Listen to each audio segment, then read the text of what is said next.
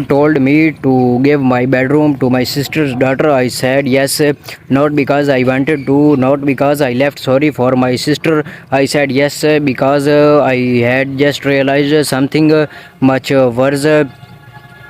They had already decided that my house belonged to them. My name is Olivia Carter.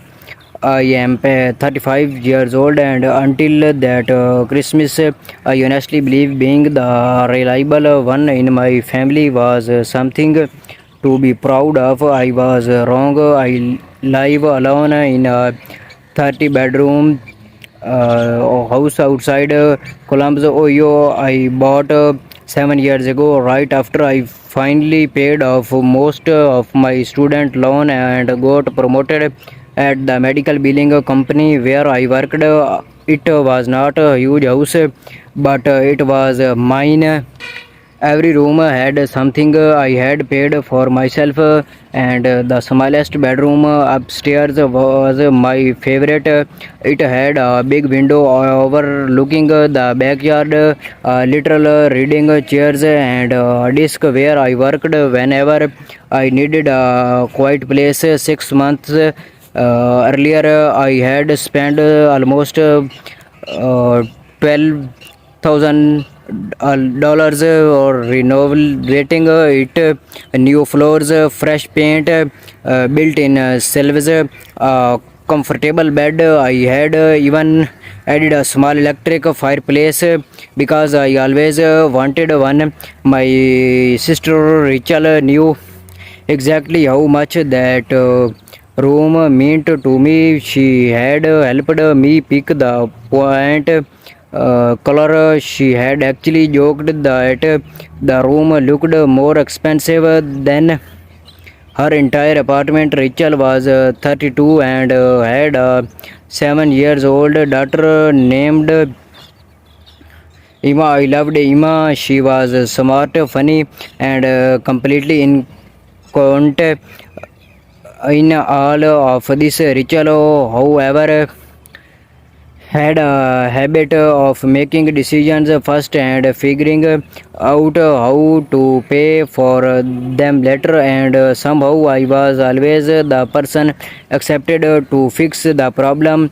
2 years earlier, I had paid 2,700 dollars towards her security deposit. A few months later, I covered her electricity bill. Then came the car repair, then Ima summer camp, then another month's rent. I never kept a truck.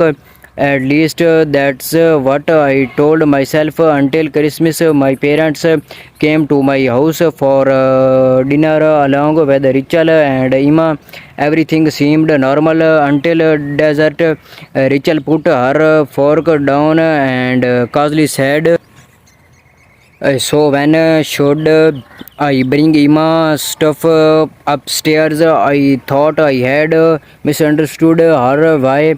She looked at me like I was being difficult for her room. I laughed, not because it was funny, because I genuinely thought she was joking. What room? The upstairs bedroom. My smile disappeared. Rachel, that's my office. She sighed, not anymore. My father immediately jumped into the conservation. Attention, Olivia, your sister leaves ends next month. I looked at him, and she needs somewhere to stay. Rachel nodded, just temporarily. And few months I looked at my family. Mother, she would not even meet my eyes. Then my father said the sentence that changed everything. You can sleep in the guest room downstairs. I started at him. There was no guest room downstairs. There was a small sofa. Wait, I said slowly. You want me to give my bedroom to Ima and sleep on the couch? Rachel sighed. Why are you making this such a big deal? It's for Emma. There it was the sentence my family had used for years. It's for Emma. Whenever I questioned Rachel, Emma became part of the conservation. If I did not pay for something, I did not care about him. If I said no to babysitting, I was selfish. If I asked Rachel to repay money, I was putting stress on him.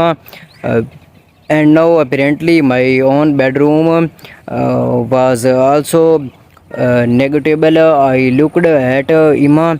She was sitting quietly at the end of the table. She was not smiling anymore.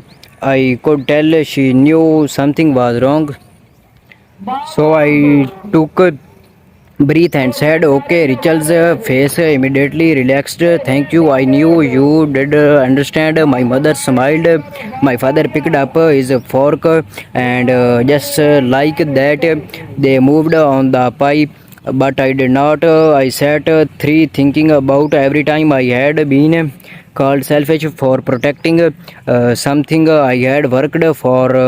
Then I remembered something Rachel and said 2 weeks earlier.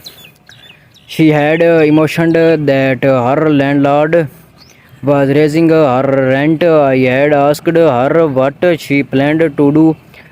She said, "I will figure something out."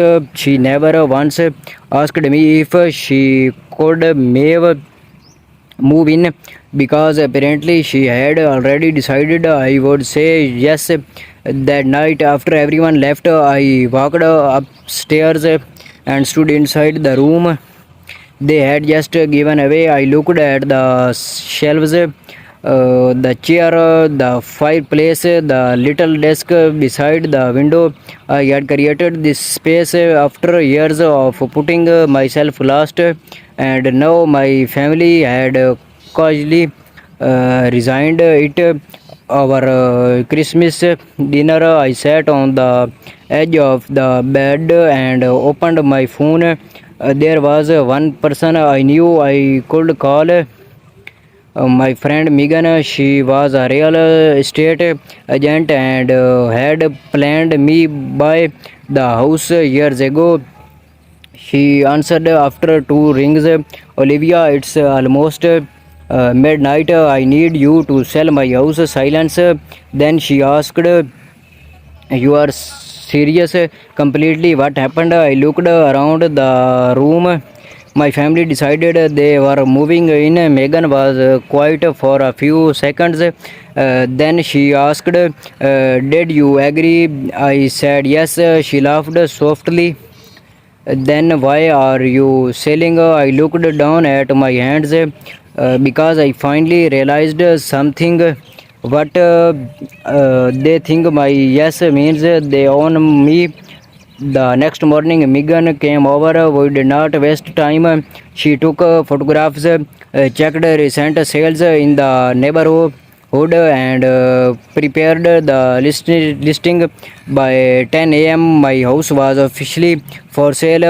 At 11 15, my phone started ringing.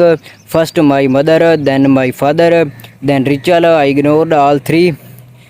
Then 10 minutes later, Rachel showed up at my front door. She was not smiling anymore. She stood on my porch with her arms crossed and said, "What did you do?" I opened the door halfway. "What do you mean?" "You listed the house." "Yes, you can do that."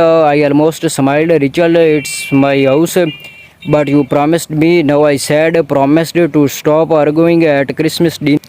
She started at me, then she lowered her voice.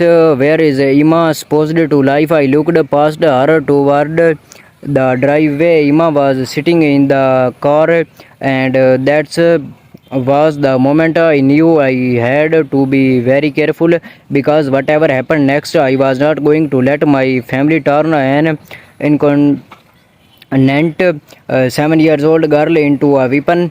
I looked back at Rachel and said, Emma is welcome in my life. Then I paced, but your housing problem is not her responsibility.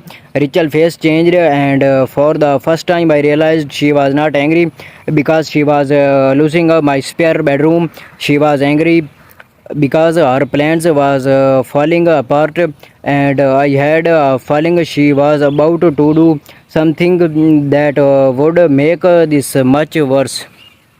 Thanks for watching.